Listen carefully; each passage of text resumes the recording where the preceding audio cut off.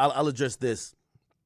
And no, this is not the Act Defense Squad. I know this might be a hard left turn after we just talked about Trippy. I want fairness just in media. I want fairness just in the people who control shit. Now, it's nothing wrong if you don't like a motherfucker, but if you state it, cool, because I don't like a lot of motherfuckers, and I stated and shit, I might not cover them or shit, they might drop some shit before I could even listen to it. I know it's trash. Again, Youngboy, Uzi, I feel like for whatever reason they don't get nominated. It's like they don't exist. I think Polo G also realizes he's kind of in that box too a little bit. I think Dirk is in that box too, where these people are affecting the culture. These people are known in the culture. These people are lit. But when it comes to like award shows and mainstream shit, like they don't get no recognition. It's like they don't fucking exist. It's like Dirk dropped a phenomenal project just because y'all waited too, and he dropped the deluxe that was really well received. Nobody gives a fuck like on the award side of things, but people love it. Uzi dropped Eternal Take. He hasn't dropped music in 3 years. People loved it. He did what he did. He did a deluxe to really get everybody. There's nobody who I know who listens to Uzi at all that says they weren't happy and pleased with what they got. Right? Now, because Uzi don't run around and do a bunch of interviews, because he doesn't play the politics game, which is a lot of sucking dick and licking toes, he's not ever going to ever get the awards and accolades as he should. You know what I mean? In the film industry, and Monique exposes to some degree, when your film is up for a Oscar, you literally have to show up to these dinners. You got to meet and greet with people, do favors, give drops. You're pretty much like, you got to play the game if you want to get awarded. So the music or the films is one thing, but it's a lot of times how willing you are to submit to the higher powers that gets you the awards. Right? So, yeah, you dropped the best album as in Lil Baby, but did Lil Baby go up to Spotify and suck every dick up there? Did Lil Baby motherfucking go talk to every fucking radio person? Did he, it's a lot of things that go into it. And a lot of times, especially when it comes to artists like Youngboy, we look at him being lit online, and let me tell you, no outlet wants to cover Youngboy. Let's be clear. I'm telling you, I know this for a fact. Shit, I remember the week when the whole, domestic violence thing happened with Youngboy. I remember outlets was canceling stories left and right. He did stuff with them. No, we ain't putting it out, blah, blah, because you know what?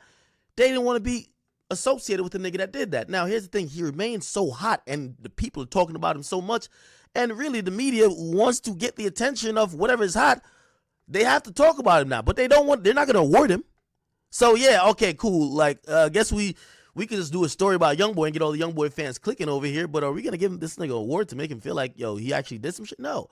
It's a very nasty game when it comes to politics and shit like that. You know what I mean? It's not often fair. It's about usually who plays the game, and usually, unfortunately, it's about who you're friends with and who you're doing favors for, okay? Nothing against the artists that do it. By the way, I won't out this person because we had a great conversation. I don't even know how I could say this without outing them. And they admitted to me, I'll just say a top artist. Yeah, I know. It's only a few artists that's top, at least for me. Pause. We were talking about Grammys, so y'all know what type of artist we're talking about now. This artist has won Grammys before, too. Hopefully I ain't give it away yet. But I was talking to a person, and I ain't talking to no random this is a person who is like the manager. And he said, yo, we ain't get nominated this year. And he's like, yo, I hear people mentioning like, yo, maybe we're taking a step back or falling off. But it said, honestly, we just didn't play the game. They invited us to the awards. We told them we weren't going to come. We had a tour. We weren't going to cancel. They want us to do this. We told them we couldn't do it. We couldn't accommodate them this year. So you know what happens? We ain't get nominated, and also we didn't get awarded. That person then told me, this is before it happened, they said, next year as we're rolling out this next project, we're going to do everything that everybody does to get awards. Lo and behold, and by the way, this was 2-3 years ago. Lo and behold, the year after, they cleaned up. Again, it's clear that award shows and things that should be of merit ain't just about the music. It's about how you act, how you could submit, and how you could literally kiss ass. Addressing real quick and just trying to be in fairness. Again, we're going to play King Von's album. Salute to everybody who listened to Trippies. You guys can still let me know what you guys think about that. Because of Ebro this week, and I don't have any issues with Ebro. We've had our little, but I consider that's like just media personalities bumping shoulders, bumping heads. But he did mention this week. He said, "Yo, name an artist that was lit in 2017 that's completely fell off in 2020." He said, "I'll start." He named 6ix9ine. Now I know you'll be like, "Yo, that's your guy," blah blah. But we do have to have some type of fairness in this. Okay, let's be somewhat fair. Just somewhat fair, okay? And, after I was thinking about it, because, everybody already expects me to have, like, some big defense for 6ix9ine. I remember on Everyday Struggle, I really didn't even go too hard on it. I just, like, I think Wayno had a point, so I was letting him rock. But for anybody who agrees with what Ebro said, I would ask you this. If an artist got out of jail 5 months ago, got off house arrest 2 months ago, has had a number 1 song, a number 2 song, broken all type of records, YouTube, this and third. Yes, granted, his album didn't do all too great, and we're not going to sit here and cop excuses about, Billboard didn't count this, Billboard didn't count that, no playlist, and whatever. But my thing is that, how are we acting like a artist is done when they get their first number 1 ever? He's never got number 1. He got it this year. He never had number 2. He got that this year. What I'm saying is that it shows that people been waiting, and they couldn't wait to write him off, which is absolutely true. They can't wait. But I think for the people who are saying 6ix9ine is done, give him a chance. Now, if the nigga's just not making no noise next year at this time, these talks are valid. But it felt just so super premature to say a nigga had a number 1 song.